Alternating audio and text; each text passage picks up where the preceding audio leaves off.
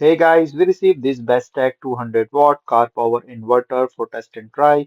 It's a DC 12 watt to 110 watt AC converter with a LCD screen. So this is a two USB-C with a 30 watt and two USB QC 18 watt with a fast car charger. So this you can see comes in a nice box, and then packing is fine. There are two outlet like the AC outlet 110 AC and then two USB and two USB-C. So total four. This have the slight ventilant.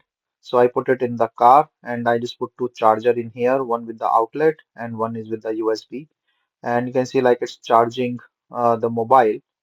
And I connected with 12 watt cigarette charger, and this one is a charging as well. So both are charging, and you can see the power watt as 14.4 on the top. It can support up to 200 watt. So it's a very nice inverter for the car for your use while on the travel, very lightweight and handy. So it all have like shortcut or short circuit protection, under voltage protection, cooling fans, over temperature protection and everything. It's a nice adapter.